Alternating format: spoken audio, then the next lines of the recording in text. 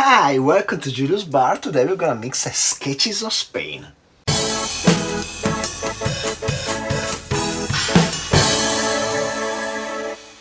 So the Sketches of Spain is a cocktail by Kelly Forn of Atlanta, Georgia, USA, and it features all Spanish ingredients. And I happen to have all of the Spanish ingredients required today. And this cocktail is gonna also be a great chance for me to introduce you to two of my latest acquisitions, which are this Palo Cortado Sherry and this Lustau Brandy de Jerez. So let's get down to mixing. So let's start with 5 milliliters of honey syrup, 3:1, 3 parts honey, 1 part water. And this is the only thing not really Spanish because it's a honey syrup made with, I don't even know which honey is in here, a mix of honeys I had in the house. And then we go on with Brandy de Jerez, which is, as I understand, just the distillation of some sherry. This stuff is super tasty. It's also aged in Oloroso sherry cask. And I tried it at an event a few weeks ago, and oh my god, this stuff is just so good. Yeah, it's like a brandy, but it tastes really good. It tastes better than a cognac. I don't know, it's kind of different. Yes, those sweet and raisiny oloroso notes to it, which I love, and so I also love this Brandy de Jerez. Then we go on with the red vermouth. Here you could use probably a different red vermouth, but I happen to have La Copa Rojo by Gonzales Byass, and this is gonna match perfectly with the rest of our cocktail, also being based around sherry, and we're gonna use 22.5 milliliters.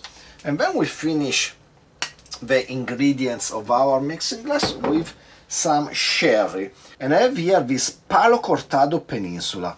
I tried it at the same event as before, and I was like, oh my god, this stuff is so good, I have to get it, and I got it, and it's amazing, just really great, man. I love it. I cannot tell you exactly all the, you know, pineapple notes, mango, I don't know. It just tastes freaking amazing. It has the right amount of yeast and aging. Palo Cortado, as I understand it, is a kind of sherry that starts its life as a fino, meaning that it's aged, but over the wine there is a layer of yeast called flour that stops the oxidation process, but then it loses somehow this flour, so it starts aging more like a oloroso, meaning that it oxidizes.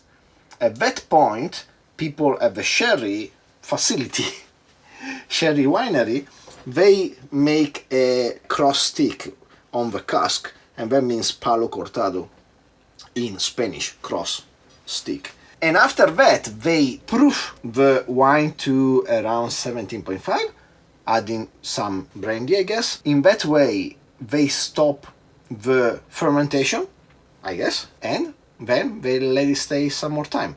So basically you get a mix of amontillado and oloroso feeling, and if you don't care, just know that this tastes freaking amazing. And we're gonna need 30 milliliters. Let's get some ice for our mixing glass, and let's give this bad boy a stir.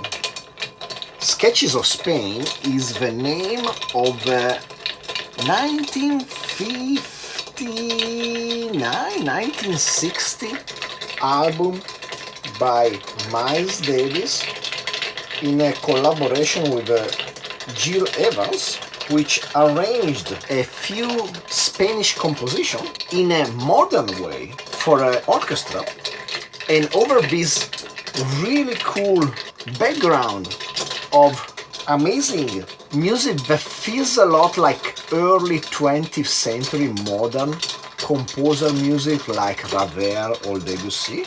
Over this background, Miles Davis just improvised solos all around on the flugelhorn. But let me get a chilled cocktail glass, and let's strain this cocktail in this Nicanora glass, small glass It's enough for this cocktail, which is relatively short. Let's express some orange peel. Let's get a small orange peel piece so I can drop it more easily in. And there you go, a Sketches of Spain. Cheers.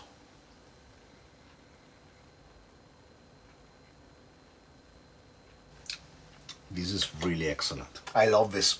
I think it helps that all the stuff we are using is in the end based around sherry. The flavors mix perfectly, and it just basically elevates the sherry, if it's even possible, by adding extra layers of flavor. You don't lose much in strength anyway, because you're adding some Brandy de Jerez, which has a higher percentage, so when you get dilution, you average out your alcohol level.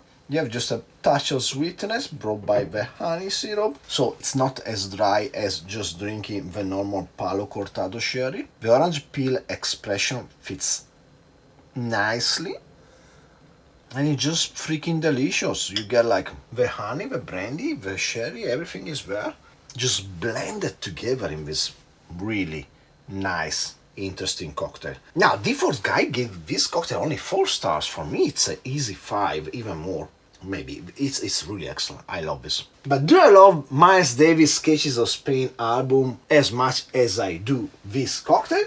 Stay tuned after the credits for more jazz talk. As for now, I hope you enjoyed the video. Please like, subscribe, comment down below, share with anybody you like and don't like.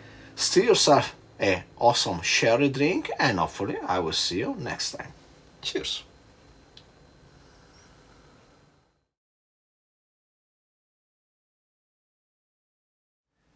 So in the Sketches of Spain album, you get, as I said, modern music topped with Miles Davis solo. And if you remove for that, that's great. It's pretty good. It's not quite jazzy, I would say. And I'm not meaning jazzy like, old school jazz, like bebop, stuff like that. No, definitely really far from that. But it's also far from the modal jazz of a Kind of Blue by Miles Davis. By the way, I'm pretty profane about this thing. For most of my life, I only listened to 2 jazz albums, and one was Kind of Blue, and the other one was Gets Gilberto, the one with Bossa Nova, which are the 2 best-selling jazz albums probably all time. For me to say I'm an expert in jazz, it's like saying I'm an expert in metal and I just listened to Metallica's Black Album and Back in Black by AC/DC. So my knowledge of jazz is pretty limited. But I do enjoy that modal jazz. I mean, after all, it's the best music to have in a bar as a background, so it doesn't really distract you, you get in the mood. I guess that's what modal jazz is all about. Sketches of Spain is nice though. It's nice modern music. If you're in the mood for Debussy, stuff like that, you might enjoy it. If you don't like early 20th century classical music, then it's gonna be a bit of a tough sell. There are no easy conclusion to melodies. It's always like, this stream of consciousness melody. It never really reaches a point of conclusion, an easy resolution, I think you would say, in the melodies. And the same goes for the solo of Miles Davis, which really challenges you sometimes to be like, did he really mean that note? I think he's going off on the wrong path here. But then he always, at the last second, he steals back in. In one of the later pieces, actually, he plays some notes, which I don't know how to explain. It sounds like somebody that's missing the note, like doing like.